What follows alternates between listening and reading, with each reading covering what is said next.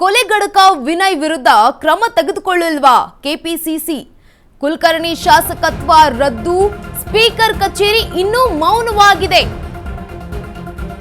ಕುಲಕರ್ಣಿ ಶಾಸಕತ್ವ ರದ್ದಾಗಿಲ್ಲ, ಇದ್ರೂ ಕೂಡ ಶಿಕ್ಷೆ ಪ್ರಮಾಣಗೊಂಡು 12 ದಿನವಾದ್ರೂ ಕ್ರಮ ತೆಗೆದುಕೊಳ್ಳೋದಕ್ಕೆ ಯಾಕೆ ಲೇಟು? ಬಿಜೆಪಿಗೊಂದು ನ್ಯಾಯ, ಕಾಂಗ್ರೆಸ್ಗೆ ಮತ್ತೊಂದು ನ್ಯಾಯನ? ಜನಾರ್ದನ್ ರೆಡ್ಡಿ ವಿಷಯದಲ್ಲೂ 2 ದಿನಕ್ಕೆ ಶಾಸಕತ್ವ ರದ್ದಾಗಿತ್ತು. ಆದ್ರೆ ಕುಲಕರ್ಣಿ ವಿರುದ್ಧ 12 ದಿನವಾದ್ರೂ ಕ್ರಮ ಯಾಕೆ ತೆಗೆದುಕೊಂಡಿಲ್ಲ?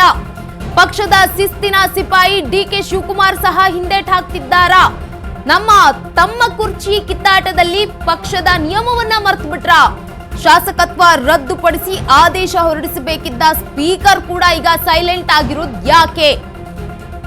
ಆದ್ರೆ ಈವರೆಗೂ ಯಾವುದೇ ಕ್ರಮವನ್ನ ತೆಗೆದುಕೊಂಡಿಲ್ಲ ಸ್ಪೀಕರ್ ಕಚೇರಿ. ರೆಡ್ಡಿ ಕುಲಕರ್ಣಿ ಪ್ರಕರಣಗಳೆರಡೂ ಕೂಡ ಕಾಂಗ್ರೆಸ್ ವಿಭಿನ್ನ ನಡೆಯಾಗಿದೆ. ನಾನಾ ಚರ್ಚೆಗೆ ಎಡೆ ಮಾಡಿಕೊಟ್ಟಿದೆ ಕೈ ನಾಯಕರ ಪಡೆ. ಇದೇ ವಿಚಾರವನ್ನ ಇಟ್ಕೊಂಡು ಸಿಡಿದೇಳ್ತಾರ ಬಿಜೆಪಿ ನಾಯಕರು. ಕೊಲೆಗಡಕ ವಿನಯ್ ವಿರುದ್ಧ ಕ್ರಮ ತೆಗೆದುಕೊಳ್ಳಲ್ವಾ ಕೆಪಿಸಿಸಿ? ಕುಲಕರ್ಣಿ ಶಾಸಕತ್ವ ರದ್ದಾಗಲ್ವಾ? ಯಾಕೆ ಸ್ಪೀಕರ್ ಇನ್ನೂ ಮೌನವಾಗಿದ್ದಾರೆ? ಶಿಕ್ಷೆ ಪ್ರಮಾಣ ಪ್ರಕಟಗೊಂಡ್ರು 12 ದಿನ ಆಗಿದೆ. ಬಿಜೆಪಿಗೊಂದು ನ್ಯಾಯ, ಕಾಂಗ್ರೆಸ್ಗೊಂದು ನ್ಯಾಯನ ಪ್ರಶ್ನೆ ಆಗಿರುವಂತದ್ದು. ಜನಾರ್ದನ್ ರೆಡ್ಡಿ ಅವರ ವಿಷಯದಲ್ಲಿ 2ನೇ ದಿನಕ್ಕೆ ಶಾಸಕತ್ವ ರದ್ದಾಗಿತ್ತಲ್ವಾ? ಯಾಕೆ ಕುಲಕರ್ಣಿ ಅವರ ವಿರುದ್ಧ 12 ದಿನ ಆದ್ರೂ ಕ್ರಮ ತೆಗೆದುಕೊಳ್ತಿಲ್ಲ? ಪಕ್ಷದ ಶಿಸ್ತಿನ ಸಿಪಾಯಿ ಡಿಕೆ ಶಿವಕುಮಾರ್ ಅವರು ನಿಯಮಗಳನ್ನು ಮರ್ತ್ರ? ಕುರ್ಚಿ ಕಿತ್ತಾಟದಲ್ಲಿ ಪಕ್ಷದ ನಿಯಮಗಳನ್ನು ಮರ್ತು ಬಿಟ್ರ ಅಂತ? ಶಿಸ್ತಿನ ಸಿಪಾಯಿ ಅಲ್ವಾ ಡಿಸಿಎಂ ಡಿಕೆ ಶಿವಕುಮಾರ್ ಅವರು? ಶಾಸಕತ್ವ ರದ್ದುಪಡಿಸಿ ಆದೇಶ ಹೊರಡಿಸಬೇಕಿದ್ದ ಸ್ಪೀಕರ್ ಕಚೇರಿ ಯಾವುದೇ ಕ್ರಮವನ್ನ ತೆಗೆದುಕೊಂಡಿಲ್ಲ ಇದುವರೆಗೂ ಕೂಡ. ರೆಡ್ಡಿ ಕುಲಕರ್ಣಿ ಪ್ರಕರಣಗಳೆರಡರಲ್ಲೂ ಕೂಡ ಈಗ ಕಾಂಗ್ರೆಸ್ ವಿಭಿನ್ನ ನಡೆಯನ್ನ ತೋರಿಸ್ತಾ ಇರುವಂತದ್ದು. ಈ ಒಂದು ನ್ಯಾಯ ಎಷ್ಟರ ಮಟ್ಟಿಗೆ ಸರಿ? ಇದೇ ವಿಚಾರವನ್ನ ಇಟ್ಕೊಂಡು ಬಿಜೆಪಿ ನಾಯಕರು ಸಿಡಿದೇಳ್ತಾರ ಅನ್ನುವಂತಹ ಪ್ರಶ್ನೆ ಈಗ ಮೂಡ್ತಾ ಇರುವಂತದ್ದು. ಯಾಕೆ ಬಿಜೆಪಿ ನಾಯಕರು ಸೈಲೆಂಟ್ ಆಗಿದ್ದೀರಾ?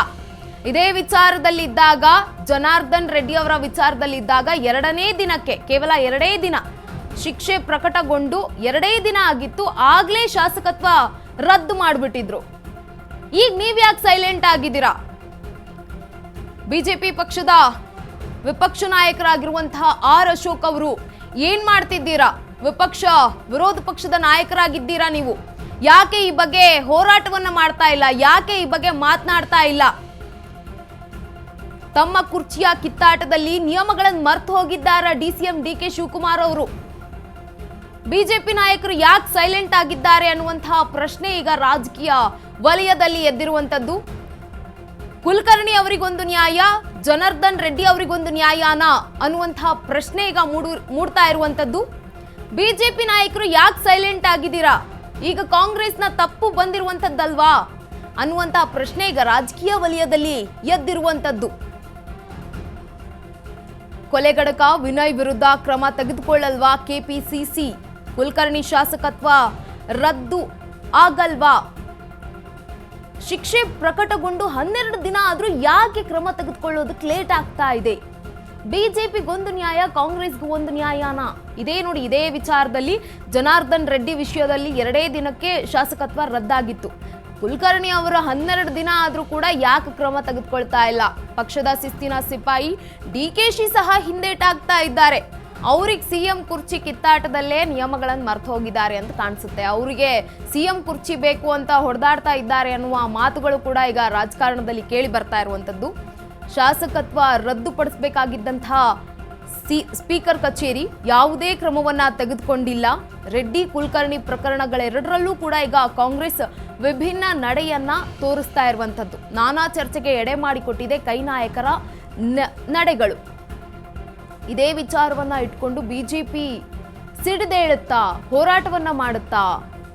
ಕಾದು ನೋಡ್ಬೇಕು ಮುಂದಿನ ದಿನಗಳಲ್ಲಿ ಏನ್ ಮಾಡ್ತಾರೆ ಅಂತ. ಈಗ ಆಲ್ರೆಡಿ 12 ದಿನ ಆಗಿದೆ. ಇನ್ನು ಇದುವರೆಗೂ ಕೂಡ ಬಿಜೆಪಿ ನಾಯಕರು ಸೈಲೆಂಟ್ ಆಗಿದ್ದಾರೆ ಅಂತಂದ್ರೆ ಏನ್ ಹೇಳಬೇಕೋ ನಮಗಂತೂ ಗೊತ್ತಿಲ್ಲ. ಬಟ್ ಯಾಕೆ ಸೈಲೆಂಟ್ ಆಗಿದ್ದಾರೆ ಅನ್ನೋದು ಕೂಡ ಗೊತ್ತಿಲ್ಲ. ಯಾವ ರೀತಿಯ ಹೋರಾಟವನ್ನ ಅವರು ಮಾಡಬೇಕು ಅನ್ನುವ ಒಂದು ವಿಚಾರವನ್ನ ತಲೆಯಲ್ಲಿ ಇಟ್ಕೊಂಡಿದ್ದಾರೆ ಬಿಜೆಪಿ ನಾಯಕರು ಅನ್ನೋದು ಅದು ಕೂಡ ಗೊತ್ತಿಲ್ಲ. ನೋಡೋಣ, ಇನ್ನು ಕೆಲವೇ ದಿನಗಳಲ್ಲಿ ಗೊತ್ತಾಗುತ್ತೆ ಯಾವೆಲ್ಲ ರೀತಿಯ ಒಂದು ಕ್ರಮವನ್ನ ತೆಗೆದುಕೊಳ್ತಾರೆ ಅನ್ನೋದನ್ನ